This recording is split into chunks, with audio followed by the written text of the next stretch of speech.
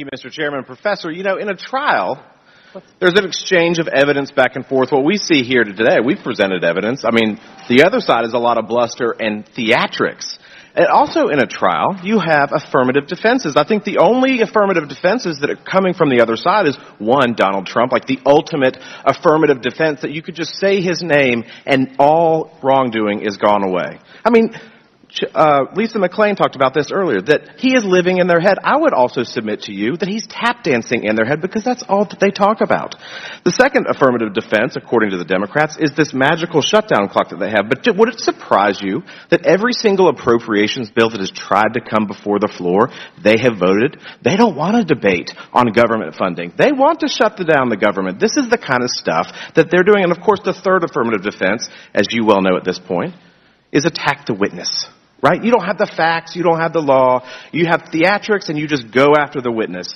It's like we live in amnesia, like they have this constant amnesia. We have statements from the ranking member about you don't need a vote on the floor, but that's what they talk about. You know, for the past 9 months, we've worked tirelessly to analyze all the evidence. Every single week there's more evidence that drops. And this is despite the FBI. This is despite the DOJ. We have witness interviews, accounts of confidential human sources, whistleblower testimony. They haven't disputed that at all. Bank records, suspicious activity reports, text messages, WhatsApp messages. It's endless.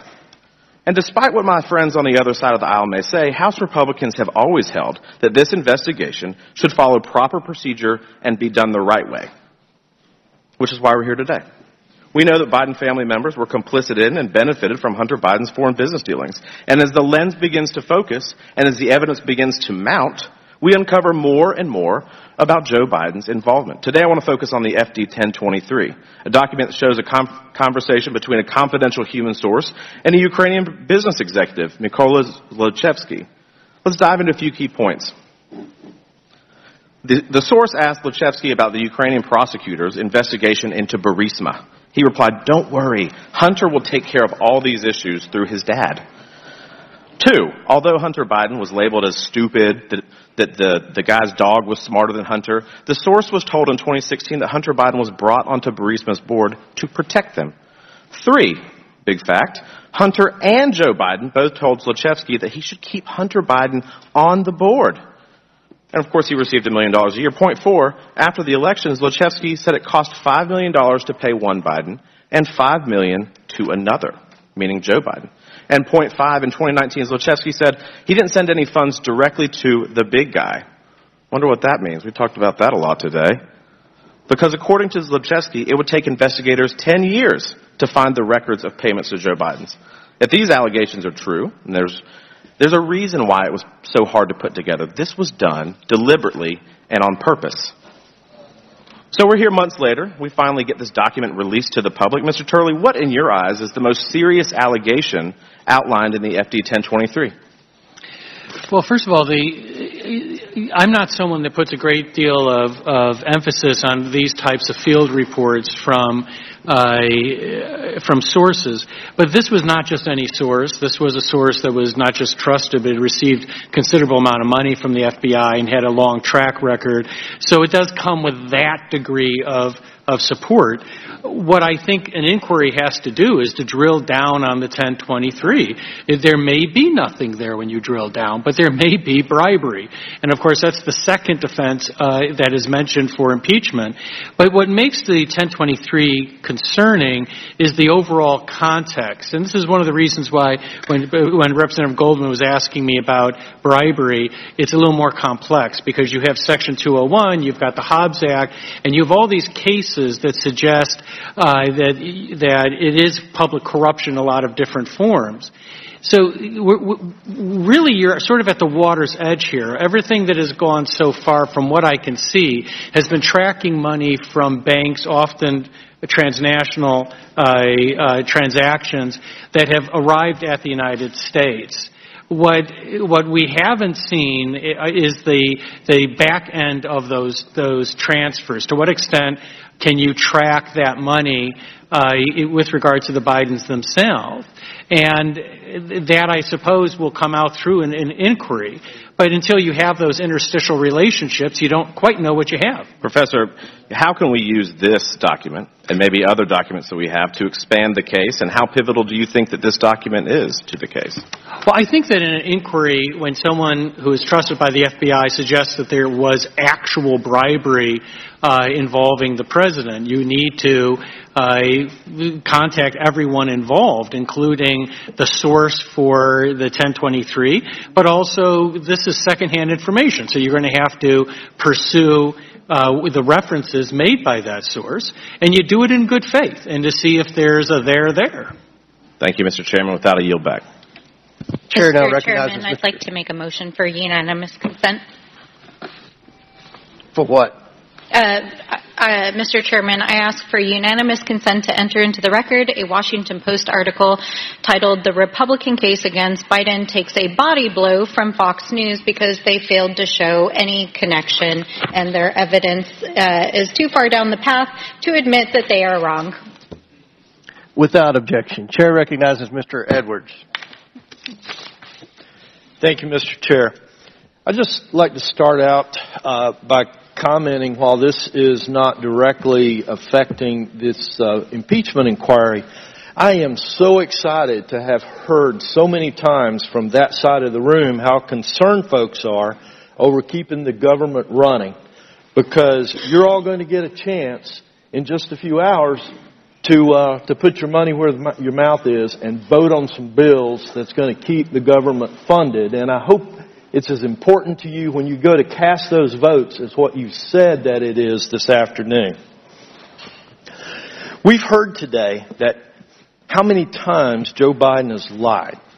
He's lied about his role in his family's business dealings. We've also heard how in the White House he's struggled to keep up with new evidence about consistently shifted its messaging on President Biden's involvement in Hunter Biden's foreign business affairs.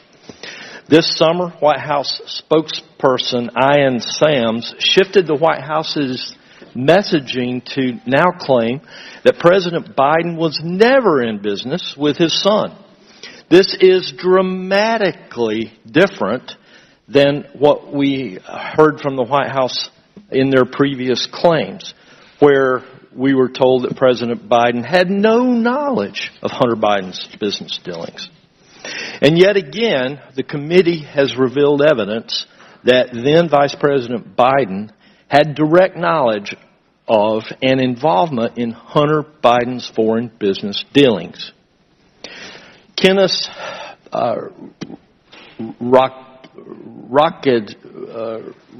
Rakishev is a Kazakhstani oligarch who was a director at Kazakhstan's state-owned oil company.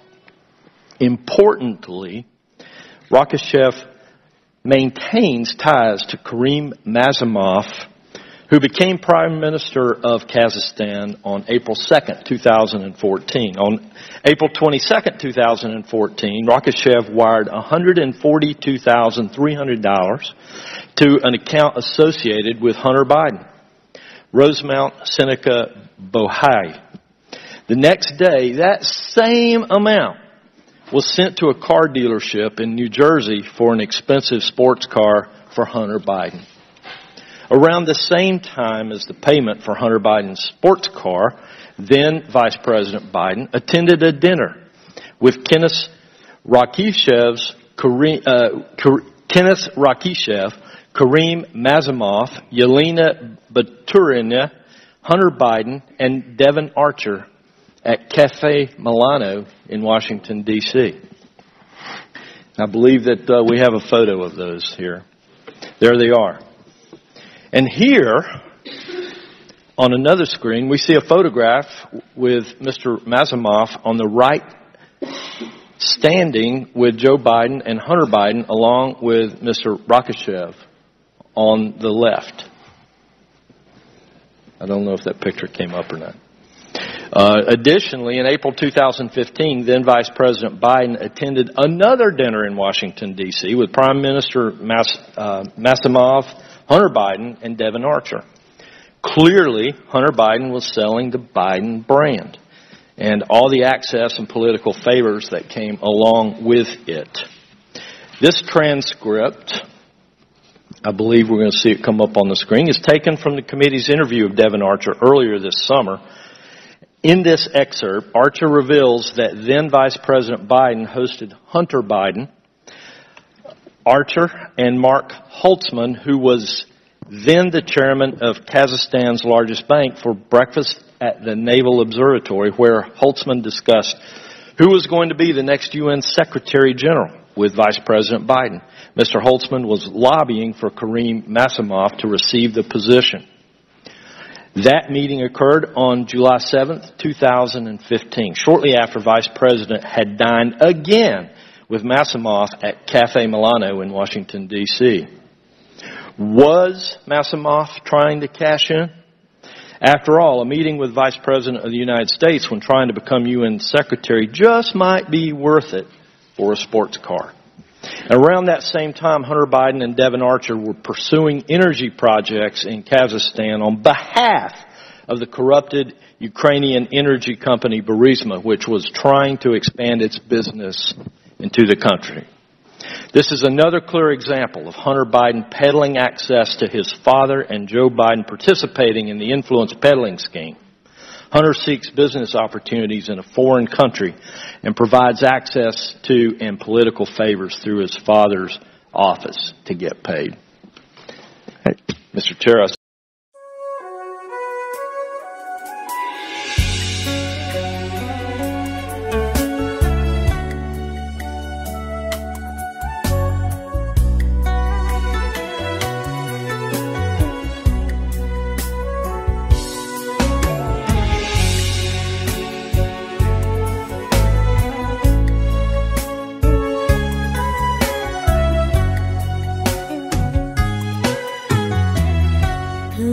trọn đêm nay để nhớ thương anh.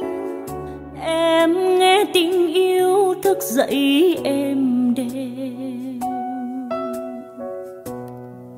nhớ từng nụ cười ánh mắt, nhớ lời ngọt ngào âu yếm, tóc em thơm giấc ngủ dịu.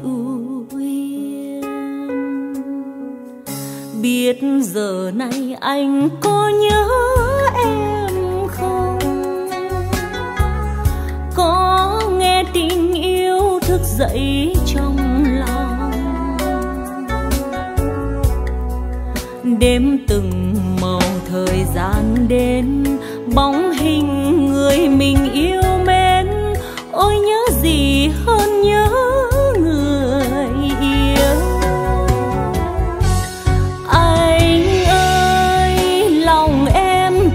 Rất chân thành ước nguyện trọn đời yêu anh, chớ đừng giận hơn em nhé.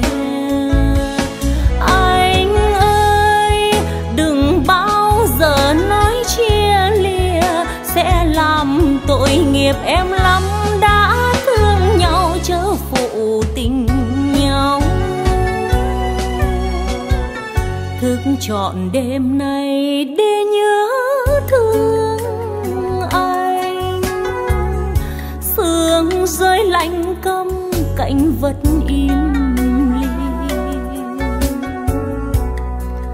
Ước gì mình đừng ngăn cách, ước gì nhà mình chung vách, hai đứa mình thức trắng đêm nay.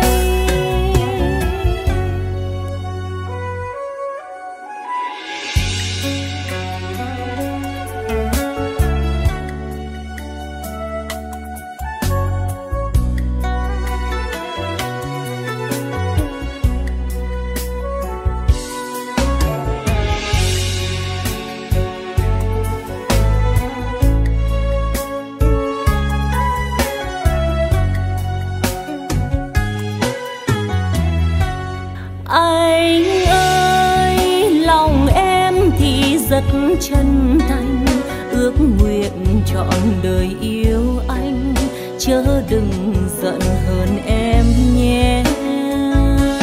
Anh ơi, đừng bao giờ nói chia ly, nghiệp em lắm, đã thương nhau chớ phụ tình nhau. Thức trọn đêm nay để nhớ thương anh, sương rơi lạnh câm cạnh vật im lìm. Ước gì mình đừng ngăn cách, ước gì nhà mình chung vách, hai đứa mình thức trắng đêm nay. Ước gì mình đừng ngăn cách, ước gì nhà mình chung vách, hai đứa mình